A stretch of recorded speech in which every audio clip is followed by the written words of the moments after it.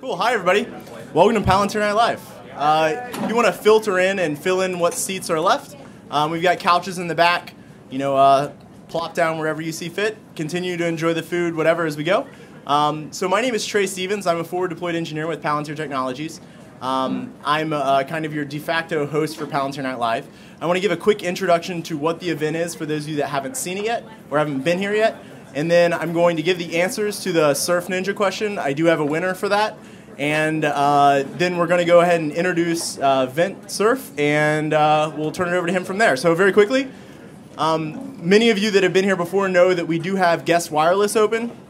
So if you want to log in, do whatever you want to do during the talk, feel free. The wireless network is P&L guest, and there's no password. Also, feel free to follow us on Facebook during the event. It's just facebook.com/Palantir. If you want to check us out on Twitter, there's usually some pretty lively Twitter conversations going on during the P&L events.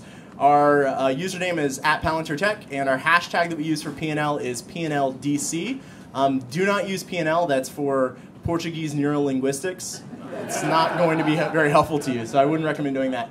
Also, if you want to check out videos of our previous speakers, we've had Nart Villeneuve, who's the principal investigator on the GhostNet investigation that found out the Dalai Lama's computer system was being hacked. He was our first. Our second was Andy McAfee of Enterprise 2.0 fame. And our speaker last month was Michael Chertoff, the former director of the Department of Homeland Security. So feel free to check out those videos on the web. So without further ado, I do have a winner. And I'm going to walk through these questions with you very, very quickly. So the first question is, actually, I don't have a sheet. Does anyone have a sheet on that? I should have brought this up. All right, so the first question. Name the town and bar Frodo and the other Fellowship Hobbits first met Strider in and were encountered by the Nazgul. Bree is the town name, and the bar is the Prancing Pony. I had a lot of people that got that answer, so that's good. The second one, the theme song for Schoolhouse Rock features a famous aphorism attributed to an English philosopher. Name the quote and the philosopher who coined it. So I've actually got a video for this one. Your mind must flower. It's great to learn, 'cause knowledge is power. Your Schoolhouse Rocket, a chip off the block of your favorite schoolhouse, Schoolhouse Rock. There you go. So the answer is knowledge is power. And the philosopher is Sir Francis Bacon. So we'll flip back real quick on that. By the way, that movie poster is real. Imagine that. There's actually a movie called Surf Ninjas. Okay, so third question is... Oh, really? Just pretend you didn't see it. There's already a winner. It doesn't matter. So, one of Palantir's founders also founded a Palo Alto company that works with Jerry Baber from Military Police Systems. What is the name of this Palantir founder, and what is the name of his other company? Answer, Nathan Gettings is the founder, and the company is Robotex. All right, what is the name for, number 4, what is the name of the Green Leader in the Battle of Endor, and what type of starfighter did he pilot? I also have a video for this one. And this is the only place in the entire Star Wars trilogy that this character appears. Hit it. Intensify the forward batteries. I don't want anything to get through. Intensify forward firepower. Here's his only line.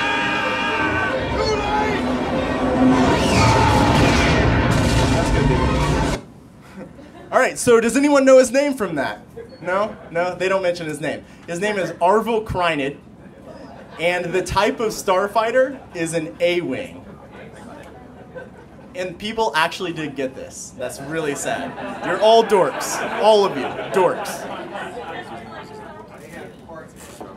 Far too much time. Exactly. Well, the funny story about this is this actually came up at Palantir, where we were having a Star Wars conversation, and one of our coworkers walked in and called us a dork, and then proceeded to tell us that his name was Arvel Krynid. So, unbelievable. All right, answer number 5. Number of World Cup teams, World Cup finals that were won by the home country. That was 6. Question 6. Another of our founders sits on the board of an institute created by former PayPal chairman and CEO Peter Thiel. This institute is looking to create permanent communities in undeveloped places. What is the name of this founder, and what is the name of the institute whose board he sits on? The answer to this is Joe Lonsdale is the name of our founder, And the institute is the Seasteading Institute. Yes, they're actually building self-sustaining communities on platforms in the Pacific Ocean. And when I say building, I mean designing. Nothing's actually been done.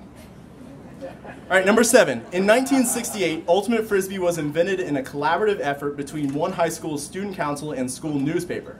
What was the name of the school and the city in which it was located? The school, Columbia High School. The city, Maplewood, New Jersey. All right, number 8. In November of 2007, Lindsay Lohan spent how long in jail? How many times shorter was that jail stint than her probation violation sentence given on July 6th, rounding to the nearest whole number? So we have a video for this one as well. On the reckless driving case, 30 days in jail on the first DUI case consecutive, and 30 days in jail on the second DUI case consecutive. That's 90 days in jail. Okay, that's good. All right, so obviously we all know what she's thinking at this moment. She's thinking, wait a second, I served how long in November? That's right, she served a total of 84 minutes. And then of course, her next question that she was asking in her head was, how many times longer is 90 days than 84 minutes? The answer is 1,543 times. This is a lot longer than 84 minutes. And for extra credit, do you think she'll survive her 35th birthday? I didn't get any answers on this, but you know, feel free to hazard a guess at any point you'd like. No, that's probably a good answer. So the winner is John Thacker. John is here, and he wins a Palantir branded iPod.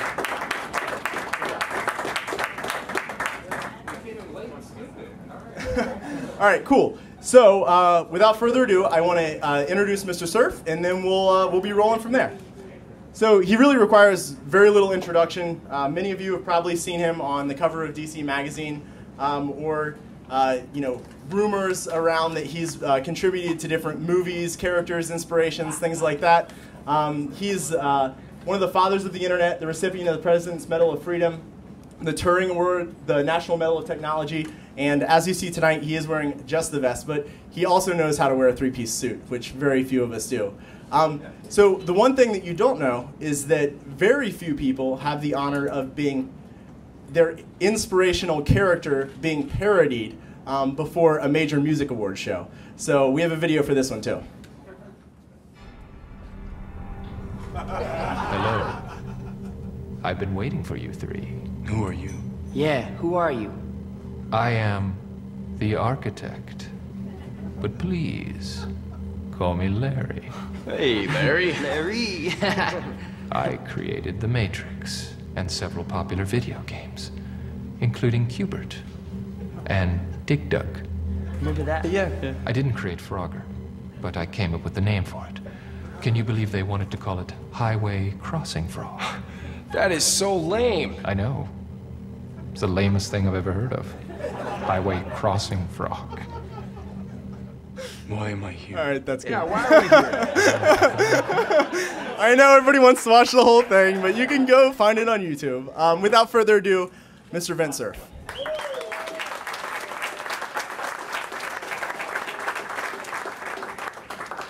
You know, the problem number one is that was so much fun. Anything I say is going to be just not very interesting by comparison. The other problem is I have to convince Steve Jobs that this is my machine. Let's see if I can get that to work. There. Yes. All right. So my problem is that to avoid looking back here, I've got the display on my machine, but it's not connected to the projector. So I have to remember to push this thing while I'm pushing the other thing, and I may forget. So if I go on talking as if there's a new thing on the screen, somebody needs to say, push the damn button. And I appreciate that. First of all, you guys are being treated to a dinosaur. I don't know if you know the story about the talking dog. Some guy finds a dog that can talk, and he takes him around to conferences, and everybody's all excited, and it doesn't matter what the dog says. The fact that he can talk is amazing. I sometimes think I'm the talking dinosaur. So given what you are responsible for, I won't be offended if you decide that what I have to say was less interesting than you anticipated. But I do want to talk a little bit about internet security. In a sense, those of you who work in the intelligence community are faced with two different problems, one of which is to try to keep confidential the things that should be confidential, and some of you may be responsible with trying to make the things that are confidential not confidential. So we have this wonderful tension, and we have to understand fairly deeply what it is about the internet in particular that leads to vulnerability, and that will lead us perhaps to finding some solutions to prevent bad things from happening, or at least mitigate them. So I want to start out by making a couple of observations about the net. This is an old picture. It was generated automatically, 1999, 10 years ago. Oh, thank you. That's it. How's that? See, it's really hard to do that because when you're accustomed to driving your own display, so thank you. Just keep that up. So this picture is 10 years old, but it would look this way if we did it for 2010. It's an automatically generated image looking at the routing tables, the global routing tables, and then coloring each of the autonomous systems separately. So what you're seeing really is connectivity of a very large, very collaborative system. What's surprising about pictures like this is that the network is operated by a very large number of independent entities. There is no central control at all. So if you're looking to try to make a system that's more secure, you cannot do it from a command mode. You have to persuade people to do things because they decide that that's a useful thing to do, which makes it pretty hard to propagate new things into the network. On the other hand, on an end-to-end basis, it's easy to put up something new. If you know the people that you want to cooperate with and you all agree you want to do something, generally you can do something at the edges of the net. So we're seeing an enormous amount of evolution and new applications at the edges, but it's quite hard to change the internal infrastructure. So this is just a picture of the domain name growth over a period of, well, let's see, about 16 years or so. I would say roughly, if you do the math, that the number of machines that are visible on the network is doubling about every 3 years or so now, or maybe 4. They had been doubling every year for a while. The thing is that this picture is very misleading because it doesn't tell us all the machines that are on the net. It only tells us about the ones that have domain names or have more or less fixed IP addresses. There are a large unknown number of machines on the net that are not visible because they're hiding behind firewalls. Google is a good example. We have a large number of machines on the internet that you don't see directly because the machines that you interact with are the ones just at the edge of our server systems, and the rest of them are hiding behind those approximately firewall-like devices. But that's still a fairly large number of machines, and the fact that, when you plug into the net, generally speaking, you can connect to all of them or any one of them is still pretty amazing to me. Here's another statistic, and let's see what happens here. There we go. This number, again, is a little out of date. Here we are in July already. The number of users on the net has increased pretty dramatically over the beginning. When the ARPANET was first built and released, we had about, maybe a few dozen users, but by the time 1983 came along, when the internet was introduced, the TCP/IP protocols, we probably had about 50,000 people on the network, mostly universities and a few people at military installations. So the number has grown pretty dramatically. And that number has been augmented now by a large number of mobiles that are in the system. There are 4.5 billion mobiles in use. Not all of them are internet enabled, but an increasing fraction are. So for many people in the world, that'll be their first introduction to access to and use of internet-based applications. Those of us who are interested in understanding what's going on out there using these kinds of online tools have to become increasingly familiar with the ways in which these mobiles can be used, because that's how a lot of the applications are coming up. And of course, for Google, that's a very important part of our world. It's one of the reasons that we introduced the Android operating system and the Chrome browsers and the like, is to try to provide tools and open source software that will let people build new applications in the system. Here's where the users are, and this distribution has changed dramatically in the years as the internet has evolved. Today, almost, well, not quite half, but nearly 40% of all the users in the internet are in China. I'm sorry, I said that wrong. Half of the Asian users are in China. It's about 400 million. The rest are in India and Indonesia and other Asian countries. It used to be that North America was the largest user group. Clearly, we still have the highest penetration, but you can imagine what these numbers will look like when the rest of the world catches up in terms of numbers of users, or percent of population that's online. So for a company like Google and for people who are interested in the intelligence world, knowing and understanding these statistics is important because you need to know what the population is out there that you may or may not be responsible for observing. This is not the stock market. This is actually, although sometimes it feels like that, this is just a plot of the amount of IPv4 address space that's still available for allocation. We're down below 10% of the IPv4 address space. I'm sure you all remember that's 32 bits, and I'm the guy that picked that 32-bit number in 1977, and my only defense, I think, is that in 1977, it wasn't obvious that this system was going to become a major global infrastructure. In fact, it wasn't even clear it was going to work. And there had been a year of discussion over how big the internet address space should be during 1976. And there was no conclusion. We had some people wanted variable length addresses, some people wanted 32 bits, some people said, how about 128? And at the time, the variable length guys got shouted down by the programmers who said you chew up too many cycles finding the fields of the packet because you have to go do that because of the variable length, so that went away.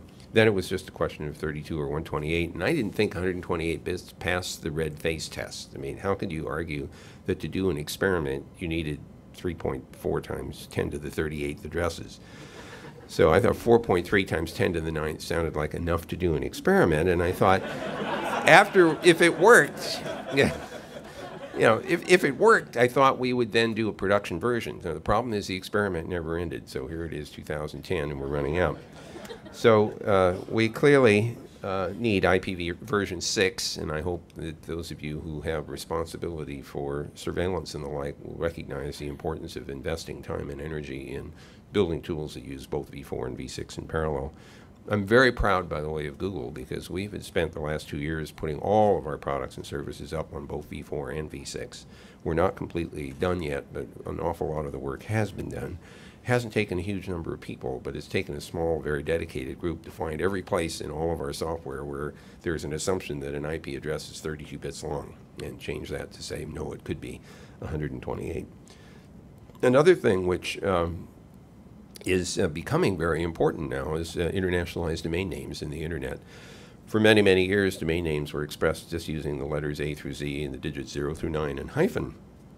But you can imagine for people whose native languages were not expressible in Latin characters that this was a pretty severe limitation. So I and others, I don't mean to take credit here, I just want to say that a lot of people worked very hard over a period of about 10 or 12 years to try to get the non-Latin characters into the domain name system. Now, the good part of that is that we've now achieved that objective. The first top-level domains in non-Latin scripts were awarded not too long ago, a few months ago. Egypt got the first non-Latin Arabic representation. I think the Chinese, both the Taiwanese and the mainland Chinese and the Russians have gotten new top-level domains. So that's opened up a new area of expressiveness in the domain name system, but at the same time it produces a big opportunity for confusion because a lot of the character sets have characters that look the same, but they're coded differently in Unicode. So for example, Cyrillic and Latin and Greek have many characters that look exactly the same, especially if you have varying fonts. And so that can lead to a certain amount of confusion and possibilities for essentially diverting people to where they where they don't want to go.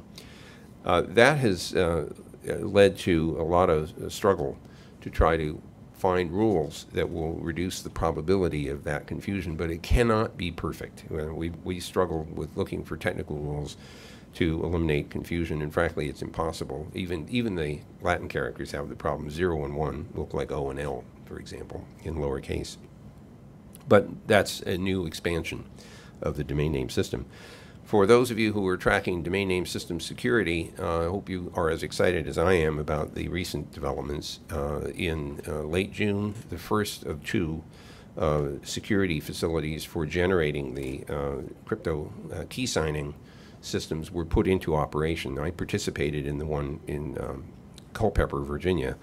The other one was brought up into service on the 12th, just yesterday.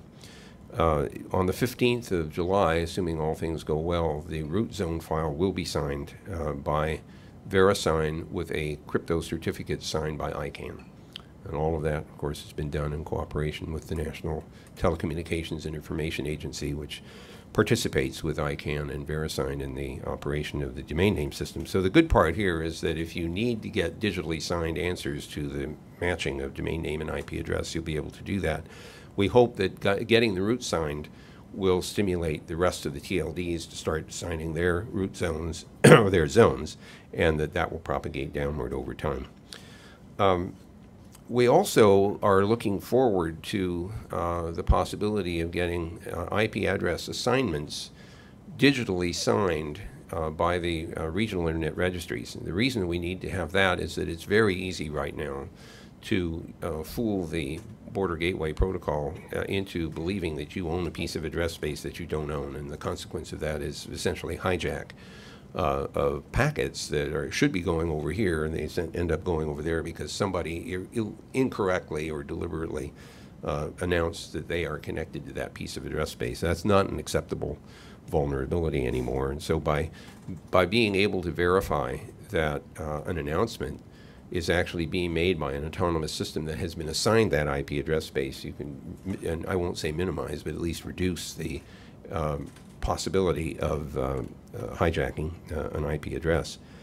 There are other things that are happening in the network environment, and I have a few examples of those. Sensor networks, for example, are increasingly becoming part of the internet space.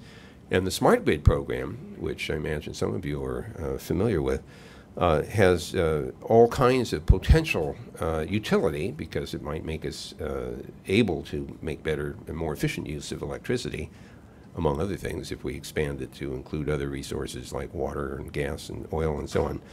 But at the same time, if there are control systems that become accessible through the internet, for example, then we might create vulnerability that we don't want. So building secure SCADA systems in the presence of this increased amount of information is very critical.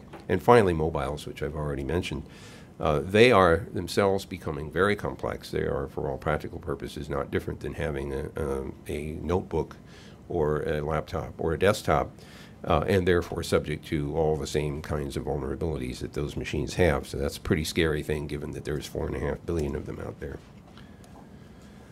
I have been watching things showing up on the internet that I certainly didn't anticipate, like refrigerators or picture frames. And I remember somebody come running into my office many years back now and saying, "Did you see the internet-enabled picture frame?" And my first thought was, it sounds about as useful as an electric fork. You know? But in fact, it's actually quite powerful because you don't have to boot up and log in or anything. It just runs. And every so often, usually every 24 hours, it wakes up and goes to some website, logs in with its own unique ID, and downloads images that have been placed on that website for its use. And a lot of us in my family have digital cameras, as do almost everybody now that you have mobiles with cameras in them. We upload those things to a website, and those get downloaded to the picture frames that the family is maintaining. So in the morning you get up and you look for a while and you kind of see what the family is doing, what are the nieces and the nephews and the grandchildren doing. Now, security becomes very important here because if the web server that is serving those picture frames gets hacked, the grandparents may see pictures of what they hope are not the grandchildren. Suddenly security becomes just as important at home as it is at work. The guy that I found the most fascinating is the one that invented this internet-enabled surfboard. He's from the Netherlands. I haven't met him, but I imagine, I have this image in my head. He's sitting on the water, waiting for the next wave, thinking, if I had a laptop and my surfboard, I could be surfing the net while I'm waiting for the next wave. So he built a laptop into his surfboard. He put a Wi-Fi server at the rescue shack, and now he sells this as a product. So that's pretty cool.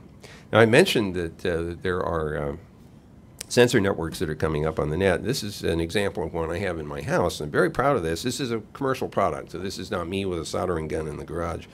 This is a company called ArchRock, out on the West Coast, and they make this sensor net, and the particular one I've installed picks up temperature, humidity, and a couple of different measures of light levels in each room in the house, captures that information every 5 minutes, and it's stored on a server down in a rack in the basement. I'm sorry? I can't see a thing. Oh, you're right. Thank you. There we go. So there it is. One of the rooms in the house is the wine cellar, and this one is especially alarmed. So if the temperature goes above 60 degrees Fahrenheit, I get an SMS on my mobile to tell me that there's a problem in the wine cellar. This happened to me when I was on my way for a 3-day visit to Argonne National Laboratory. As I'm walking in the door, my mobile goes off. It's the wine cellar calling. And it says, you've just broken through the 60-degree Fahrenheit barrier. And unfortunately, my wife was away for 2 weeks. And so while I'm at Argonne for 3 days, every 5 minutes, I got this note saying your wine is warming up. I finally got home, and it was 70 degrees in the wine cellar, so which is not the end of the world, but it's not good. So I called Archrock, and I said, do you make actuators, remote actuators? And they said yes. And okay, so this is going to be a little weekend project to install a remotely controlled actuator, clearly requiring strong authentication so the 15-year-old next door doesn't reprogram the house while I'm away. And then I got to thinking, if I can see the light level, so I can know if somebody went in the wine cellar, but I don't know what they did. So I thought, well, why don't I put RFID chips on each bottle? And then I could do instantaneous inventory to see if any bottles have left the wine cellar without my permission. And so I was very proud of this design, but one of my engineer friends pointed out that you could go into the wine cellar and drink the wine and leave the bottle. And so now I have to put sensors in the cork to figure out whether there's any wine in the bottle. And if you're going to go to that much trouble, you might as well put sensors that test the esters, the things that make the wine taste like it does, and you could decide whether or not the wine's ready to drink. So before you open the bottle, you interrogate the cork. And if you find out that that's the bottle that got to 90 degrees on July 4th or something because the cooling system failed, that's the bottle you give to somebody that doesn't know the difference. So this is actually a very practical kind of thing to do. There is, however, a very pragmatic reason for having put this system in place, and that is that you, instead of having anecdotal information about the performance of the heating, ventilation, and air conditioning system, there's hard engineering data. So over the course of a year, I have a very good sense for how well heating and cooling has been distributed in every room in the house, and when I talk to the engineers who are trying to make the system work well, I have real data to show them. So I'm actually very attracted to getting this kind of information. So let's go here. So these are not things that you don't know about. You know all about them, I'm sure, and probably more than I do. But I put them up here in part as a kind of blunt reminder of how much still is to be done, despite the utility of this network and all the applications that continue to come, bursting out of it. There are lots and lots of problems that make it vulnerable. I didn't know that I just said something funny. So what did I? Oh. Oh, that, yes. That last bullet, this is really embarrassing stuff. I mean, all these bad things happen. The worst things that happen to the net are, in fact, that last bullet, just dumbass mistakes that people make. I won't say who. I don't think I even know who. But, we had our little example at Google. We have this program that's automatically crawling the net, indexing every web page. And to do that, the Spider program downloads each web page and then looks at it. And it's looking for hyperlinks, and it's stacking those up, and it's going to go and look at each one of those pages. But it also tries to figure out whether there are any malware programs that are on that web page. And if our software thinks that it found such a program, it marks that page as being potentially dangerous. That's a fully automated process because we don't have enough people at Google to look at every page and decide one way or the other. So normally what happens is that set of marked pages is incorporated into a file, and then whenever somebody uses our search system, if they happen to go to one of the hyperlinks that would take you to a malware page, we pop up an interstitial page that says, maybe you don't want to go there, it's all in bright red. We think there's malware there. So, however, this file can be edited. And there are occasions when it's important to edit, either to remove a mistake, like something that isn't malware but is thought to be, or maybe to put something in that we missed. that we found out about by some other means. So the person who was doing this editing put in, I don't know, it was a slash or something at the wrong place. The interpretation of that was that every site in the internet is infected with malware. The consequence was that for about 40 minutes one day, no matter where you went with Google search, you got this interstitial page saying there's malware and you're in deep trouble. So of course this was drawn to our attention very quickly. But these kinds of problems, it's like screwing up a routing table somewhere and cutting off half the net. How about the guys in Pakistan? You remember that the Pakistani government wanted to cut off YouTube in Pakistan. And so they asked the internet service providers to do that. And one guy found a way to do it by simply announcing the Google YouTube IP address. And then, traffic was routed to that, and it was intended to be just black hole. But what he didn't understand is that the announcement escaped from Pakistan and went out to the rest of the network, and he knocked off YouTube from half the world. They claimed that they didn't do that on purpose. And I think I believe them. I mean, these are the sorts of believable mistakes that people make. But those are some of the worst things that can happen. But the others are serious, and they require improvement in a lot of the infrastructure in the network.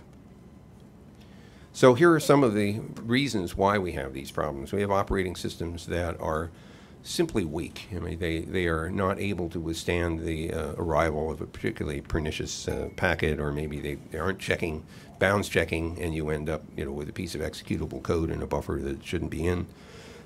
We have browsers. This is the worst part of the net today, are the naive browsers that download software without paying much attention to it and simply executing it. And to make it worse, those browsers are often operating at higher levels of privilege than they should have. And so the malware is able to do things to the operating system that normally it shouldn't be able to do.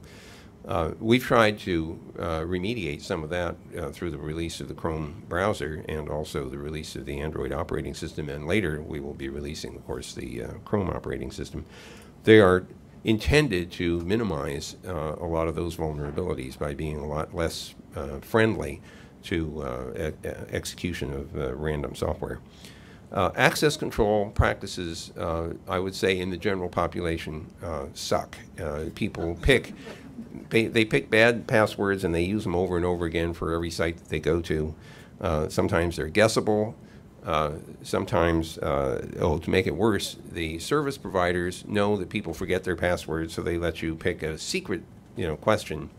And then you're supposed to type in an answer to that. And of course, often those questions can be figured out by some third party who just does a little ninja browsing, like we did at the opening of this session, and figure out what the answers to the secret questions are, which is how I think Governor Palin's account was penetrated.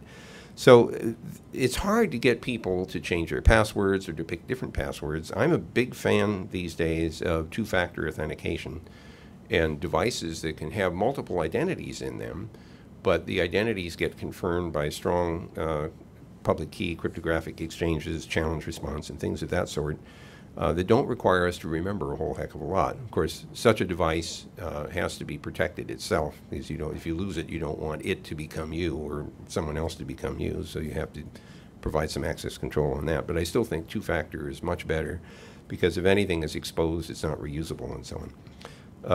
Configuration we've already kind of talked about. The thing which I think is probably the most alarming and probably very relevant to what many of you do is that hacking is no longer just the pastime of someone who's smart and just wants to show that he or she can penetrate a system, but organized crime and state-sponsored, well, let's call it cyber warfare, has become quite notable. Without going into a whole lot of examples, I think that it's very clear that as the internet becomes more and more an important infrastructure for our daily operation of literally everything, whether it's our personal affairs or government or business, then it's a bigger and bigger target for people who want to make use of it. In fact, the hackers don't want to destroy the network. They want to keep it running because it's become a source of revenue for them. They just don't want to be visible. And so part of our problem is figuring out where they are.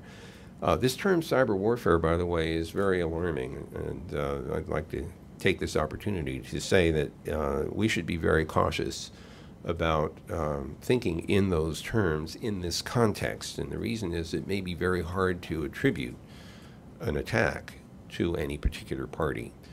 And an accidental response to the wrong place, or a deliberate response to the wrong place, could be more damaging than the attack was in the first place. So one wants to be super careful about this. And I'm pretty sure that the people who are responsible, for example, with the new Cyber Command, are with General, is it Kaler, is, I think, quite aware of that potential hazard. Privacy problems are also commonly in the news these days. Some of this is just our fault, right? You know, we're just lax about the information we put up on the net. But an awful lot of the user community is just naive about what information propagates elsewhere. And of course, sometimes people make mistakes. At Google, we made a mistake at Buzz by allowing too much information to flow without user control. And we quickly reversed that. But others, like Facebook, are similarly struggling with trying to figure out how to balance that. The other thing, though, which I worry about, has to do with the way in which we treat the equipment that has memory, whether it's laptops or desktops or mobiles or thumb drives or memory sticks. We lose them. They're not necessarily encrypted. People find them and abuse them. So there's a wide range, I think, of vulnerabilities, and figuring out how to design systems that will not be so onerous to use that you don't get any cooperation from the users. I mean, security is inconvenient, and in a sense it has to be effective, but if it's too inconvenient, it doesn't get used at all. And so finding a way to make security easier but still effective, I think, is a very important challenge. And then we have this other situation. Companies accumulate information. I used to work for MCI, and we used to have information about every phone call that was made at MCI. We knew which calling number, the called number, when it was called, how long the person talked. And that information was retained for a period of time, partly for billing purposes and partly under legislation like CALEA. We had to retain it. If we chose not to treat that as private information, a lot of people would be very unhappy. So just like Google and MCI, we felt that had to be treated as private information. But if a business accumulates that information and doesn't protect it, then all the technology in the world doesn't help, because now it's a business decision as opposed to a technology decision whether that information is exposed and abused. Finally, invasive devices. I mean, there are things that are tracking where we are, and we take advantage of that. I mean, we make use of the fact that we have GPS devices that tell us where they are or where we are. So when we can ask questions like, where's the nearest restaurant, we can get an answer to that. But at the same time, that information potentially could be abused. So we live in this world where privacy is very hard to come by, and it will be harder to come by over time. I wanted to mention cloud collaboration in the context of net security, and I don't intend to go through all of these things. But in a very interesting way, the cloud world is at the stage of evolution where the internet was around 1973, when Bob Cowan and I started doing our design work. At that time, there were computer networks, but they didn't talk to each other. So there were standard things like SNA from IBM or DECnet from Digital. And they worked just fine, but they only worked within a kind of closed user group. And what Bob and I wanted to do was to open this up so that any network could talk to any other network. Cloud computing is in the same situation right now. We have different clouds. Google has its cloud, Amazon has clouds, IBM makes enterprise clouds. I guess Microsoft now has Azure, which is their cloud offering. None of these interwork. And part of that's, I think, by design. I mean, there hasn't been a strong demand yet to make clouds interwork, but you can see it coming. Someone who's using a cloud to do a computation or to store information doesn't want to be trapped in that cloud. They want to be able to move information from one cloud to another, maybe even allow multiple clouds to operate on common sets of data or on distinct sets of data with interworking going on. The question is how to do that. So I want to go, this is almost worth the ninja search question. I don't know how many people remember a protocol called Telnet. But Telnet was one of the first protocols built for the ARPANET back in the late 60s and early 70s. It had this really interesting little feature It was called the Network Virtual Terminal. The problem that we faced then was about 30 different operating systems with many physical different kinds of terminals. We didn't want every time-shared computer in the ARPANET to have to know about the terminals of every other one. So we said, okay, you time-sharing machines, all you have to do is either serve the local terminals, which are, you know, idiosyncratic to your machine, or serve this network virtual terminal. It was something that never existed, but it was a way of presenting a terminal-like object from the network to this operating system. So we all implemented the ability to service NVT, the Network Virtual Terminal. The Network Virtual Terminal didn't have all the features of the physical terminals, but it had enough features that it made them useful interacting with all these different operating systems. So I need a Network Virtual Cloud. I need something that allows a cloud to present itself in some uniform way to all the other clouds. That presentation, that virtual presentation, may not have all the features that every cloud has, or the union of them, or even, but it may be the intersection of some of those features, so it's the lowest common denominator. But until we have things like that in the standards arena, we won't be able to make clouds interact with each other. So I'm a great believer in that. But think about the security problem for a moment. If you have information in a cloud and it's access controlled, and you have to log in and identify yourself, and the system prevents you from getting access to other people's records. If you want to move your data from one cloud to another, not only do you want to move the data, but you want to move the access control so that it works right. So the question is, how do you express this access control in such a way that another cloud will implement the same controls when the data has been moved? And the answer is, we don't know yet. At least I don't know yet. So this is an area which is rich for evolution and development, and as I say, I think it's at the same state now where we were about 30 years ago trying to design the internet. There are, oops, what did I do here? I went too fast. There we go. There are just a couple more slides in case you're wondering how long is the old fart going to keep going here. Here I just wanted to give you some sense of the incompleteness of the state-of-the-art of security. I still think we are a long way from having good, uniform, widely implemented authentication, identity, and authorization tools that can interwork among systems. We certainly are still fighting now to deal with multi-core processors. If you think about it, Moore's Law kind of broke at the point where we stopped doubling the clock speed of every chip every 18 months. Now, instead of doubling the clock speed, we double the number of processors at the same clock speed. And that's all fine if your algorithm runs in parallel. But if your algorithm doesn't run in parallel, the angels of programming, that is to say, the hardware guys that made your crappy software run better because the machine ran faster, they're gone. And now the programmers have to figure out how to make the algorithms run on multiple machines at the same time if they're going to get the speed up they used to get by just waiting. So this is actually harder than it looks. And getting serial algorithms that work in a parallel operation is a non-trivial exercise. We're very lucky at Google because an awful lot of our applications naturally parallelize. So search, for example, parallelizes, indexing parallelizes, running the Gmail parallelizes, running Google Docs parallelizes very, very nicely, and so we're lucky. But weather simulations and other things like that don't, and so it gets harder to do. Delay and disruption tolerance is another place where I wanted to at least draw your attention. I'm going to come back to that for just a few minutes to talk to you about the interplanetary internet, but let me just stick with terrestrial applications. When you're in mobile operation, disruption of the radio signal is very common, especially, for example, in tactical military operation, but even in our civilian world when we're using our mobiles, we get disconnected fairly often, more than we would like. The TCP/IP protocols don't work well in those environments, and so we need to spend time developing new protocols that are more resilient in the context of these kinds of disruptive systems.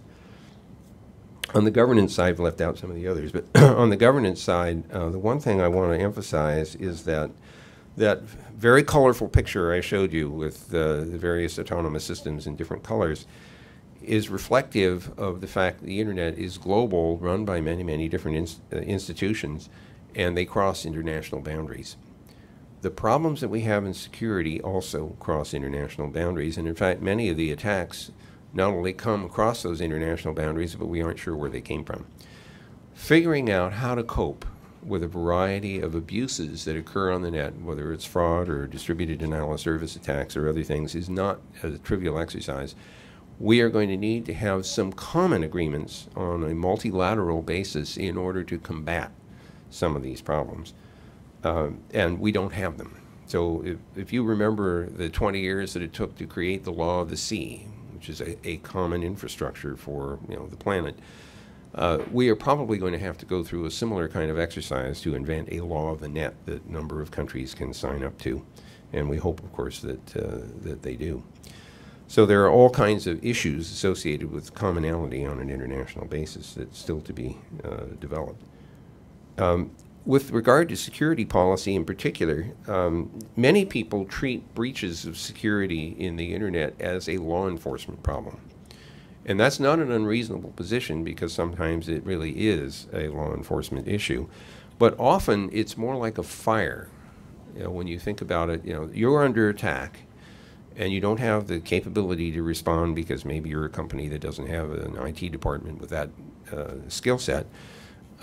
You also probably aren't good at putting out building fires. I mean, you may have a sprinkler system, and if you're at home, you have your garden hose, which is really great, for putting out a major fire. So you call the fire department because they're equipped to do this. I'm thinking we should have a cyber fire department that you can call on, especially if you're in the private sector and you don't have a skill set to deal with the problem. Sandia Labs is just one candidate place. I was quite impressed when I visited their IT department a few months ago. However, I discovered that this fire department idea, as appealing as it sounded to me, isn't sufficient, because a lot of the attacks are not like fires that you can put out by pouring water on them. The Conficker worm is a good example of that. It's more like a smoldering coal fire in a mine, or a peat fire, which seems to go out and then it suddenly erupts again.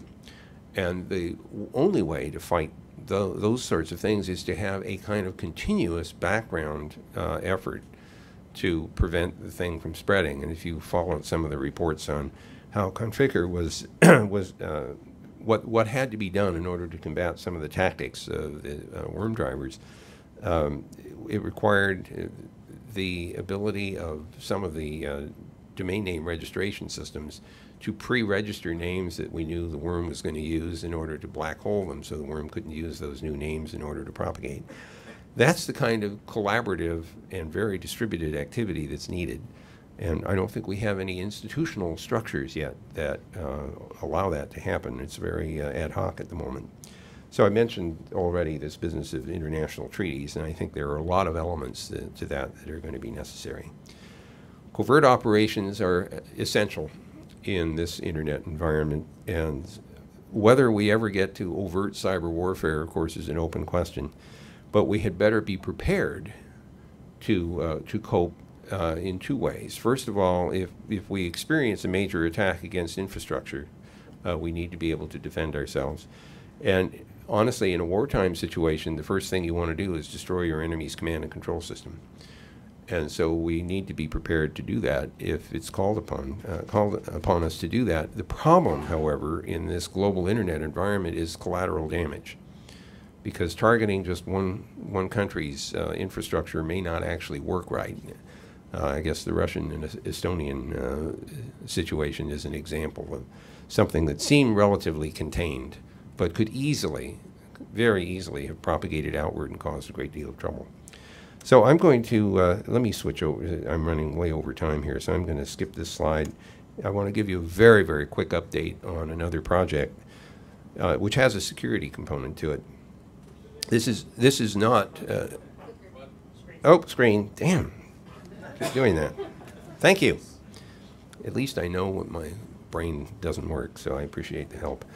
This is not a Google project. I have been given time at Google to work on it, so I don't want you to leave the room thinking Google's business model is to take over the solar system or something. This project got started because we we're thinking at NASA, thinking about the various projects that to explore the solar system, which had been underway since about 1964 or so, or maybe even earlier. I guess the Russians did some work in the early 60s on the moon, for example. So the communications for these various missions were point-to-point radio links. And my colleagues and I at NASA, specifically at the Jet Propulsion Lab, thought, you know, over time, we're going to need richer communications capability than just point-to-point radio links. I mean, think about having multiple orbiters, having sensor networks on the surface of a planet, having mobile rovers. And of course, we have that situation in a small sense on Mars today. We have 4 orbiters and we have the 2 rovers, one of which is stuck right now. We had the Phoenix lander, which has died after its mission completed after about 90 days or so. But over time, we expect to see more and more concurrent missions to be underway. Now, some of you will know that there's this deep space network. It's a big 70-meter antenna dish system. There are 3 of them scattered around the periphery of the planet. And as the Earth rotates, these big 70-meter dishes can look out to various places in the solar system to communicate with various of these spacecraft. But our belief was that point-to-point wasn't enough. And in fact, we were vindicated in that belief in the rover situation. When the 2 rovers were landed on Mars in January of 2004, the original plan was to transmit data directly from the surface of Mars back to Earth with to the big 70-meter deep space network at the blazing 25.8 kilobits per second speed. And the scientists were already not too happy about that data rate. And then they turned on these radios and they overheated. And so the first reaction was, oh crap, you know, we have to reduce the duty cycle to keep them from hurting themselves or damaging themselves. And of course that made the scientists even more unhappy. But fortunately, somebody at JPL noted that there was another X-band radio on board each of the rovers, and that although they couldn't get all the way back to Earth, they could get up to orbital altitude at 128 kilobits a second. So they said, you know, those orbiters have already finished their mapping mission. They were used to figure out where we should put the landers in the first place. So they'd finished that mission, and they could be repurposed as communication satellites, and they were reprogrammed to do that, and as were the rovers. So the rovers now transmitted their data at 128 kilobits a second up to the orbiter, and the orbiter would hang on to the data until it got to the right place in its orbit, to transmit data back to the deep space net at 128 kilobits a second because it was out of the atmosphere and had more power available. So all the data that's coming back from the rovers is going store and forward. So my colleagues and I said, you know, that's a demonstration of the power of networking. So we set out to design an interplanetary standardized protocol. We started out thinking that TCP/IP ought to work. You know, it works on Earth. Why wouldn't it work on Mars? And the answer is it works fine on Mars, but it doesn't work between the planets. And the problem is that the speed of light is too slow. And we haven't figured out how to fix that. So the problem, you think about it, you know, when Earth and Mars are farthest apart in their orbits, it takes 20 minutes for a radio signal propagating at the speed of light to get between the planets. And of course, another 20 minutes to come back. And you imagine doing flow control with TCP with a 40-minute round trip time. So that doesn't work. And then there's this other problem called celestial motion.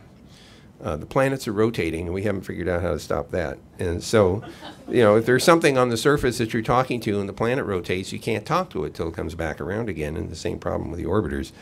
So it's disruptive. So we said, okay, we have got to figure out what a delay and disruption tolerant networking protocol looks like. We developed that, and the first thing that I said while we were working on this is, okay, we need to secure this system. You know, and the question is, well, why? You know, I mean, it's just a bunch of us out there, a few people doing this stuff. And they said, yeah, but what I don't want is a headline on the New York Times saying 15-year-old takes over MarsNet. And said that would not be a good thing. So we built in to the DTN, or delay and disruption tolerant protocols, strong authentication of every component in the system. So data simply won't get relayed in the network unless you can verify the source. And of course, then there's end-to-end crypto in order to protect the information going from the source to the destination. So this stuff has now been very heavily tested. It's been tested terrestrially. We've tested it with military tactical communications, which worked out extremely well in terms of throughput. We got maybe 14 times more throughput with the DTN system than we could with a conventional TCP/IP system. I just realized I didn't go there. Okay. And we've now done deep space testing. So there is a, well, the International Space Station has a copy of the DTN protocols on board. We've also got it built for Android. We also have it on the Epoxy spacecraft, which just whipped around Earth just in late June, and it's on its way out to rendezvous with a second comet. It's done this once before. It's on its way out to rendezvous with another comet. And we've got the protocols on board there. And so our testing of the protocols has gotten to the point where we are now doing deep space validation of the implementation of the interplanetary protocols. If we get all this stuff done by the end of 2010 and it works well, we are going to hand this stuff over to what's called the Consultative Committee on Space Data Systems, which is all of the spacefaring countries that get together to agree on what kinds of communication they will hold in common. If they all agree, the consequence of using these new protocols is that every space mission that gets launched will be theoretically compatible with every other, just like when you plug into the internet, you can talk to the 750 million visible machines. The good part about that is that you don't have to build an interplanetary backbone to start with, you grow it. So every time a new mission gets launched for scientific purposes, once it completes its primary mission, it's a candidate to become part of the interplanetary backbone. So I will predict in 2010 that during the next several decades, we are actually going to see an interplanetary network grow to become part of a communication system for both manned and robotic space exploration. I have to tell you, it's like living in a science fiction story when you get to sit down and do serious engineering and talk about, let's see, how long does it take to get from here to Jupiter? Okay, and what's the round trip time? It's real and it works, so we're all very excited about implementing the system like that. So let me stop and thank you very much for letting me chew up however much time it was I used up, and I'm looking forward to questions.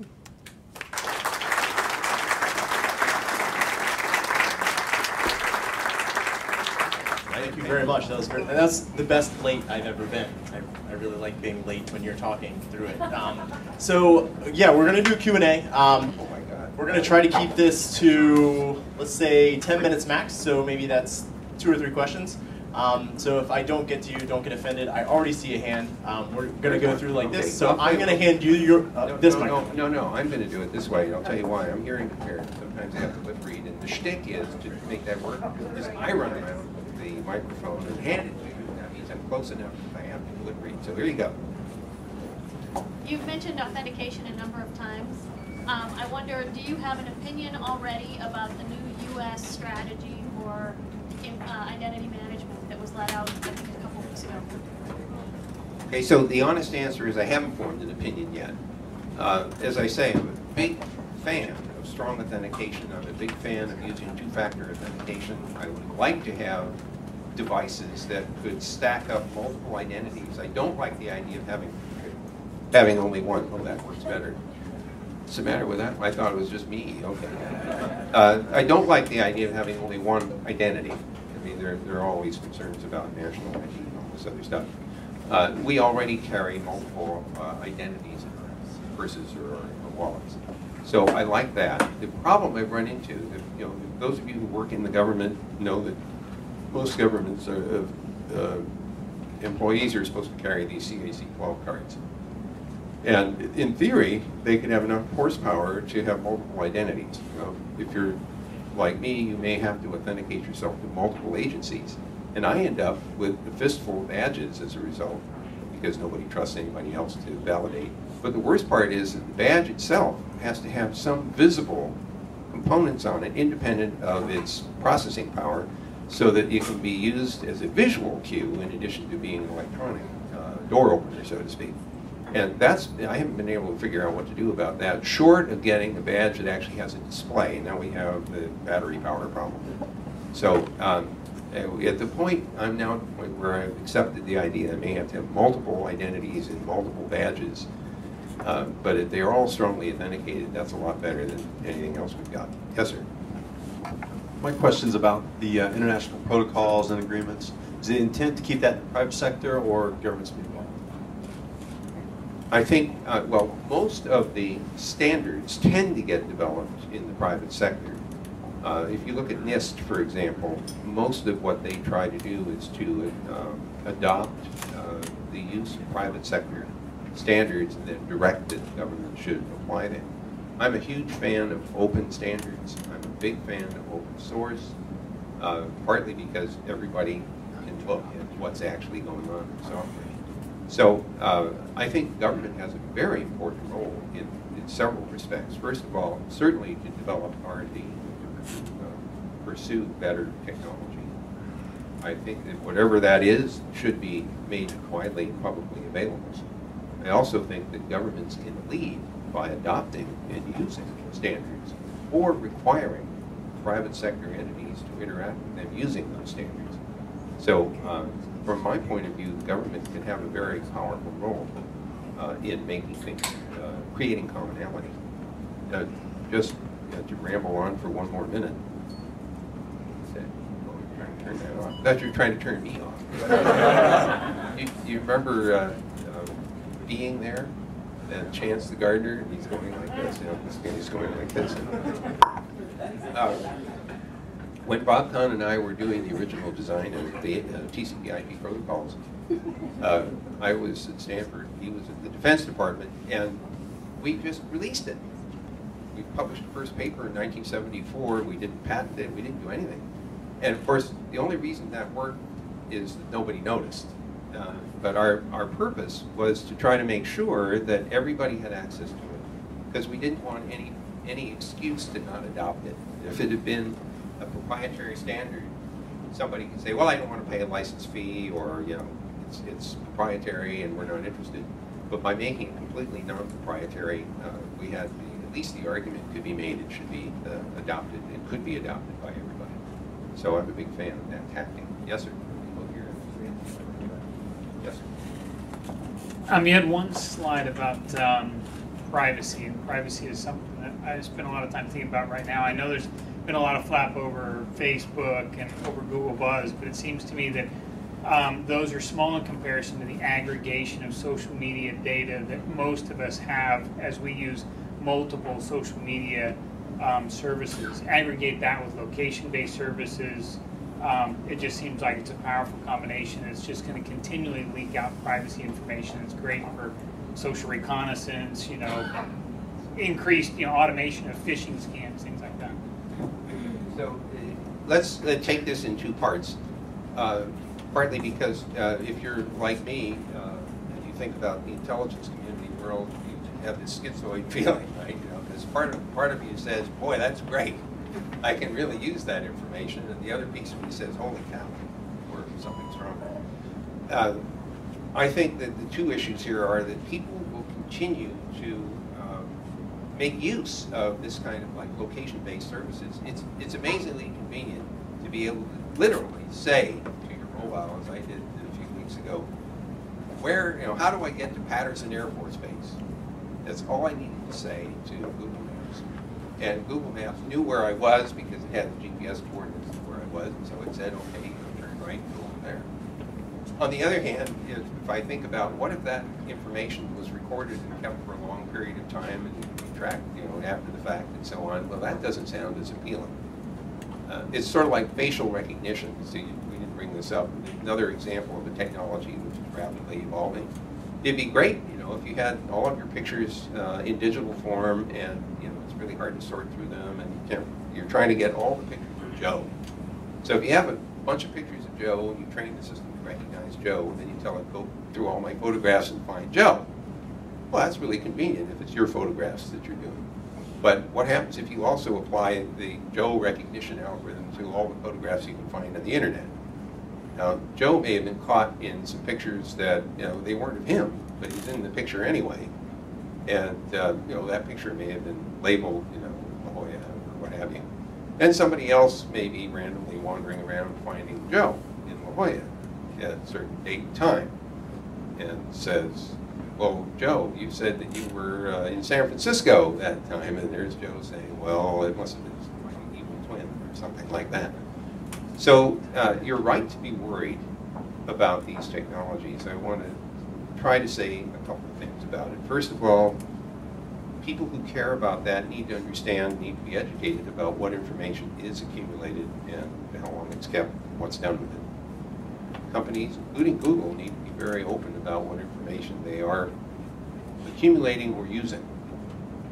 The third thing, I think, is that you have to decide when not to apply. You have to have the ability to turn some of these things off.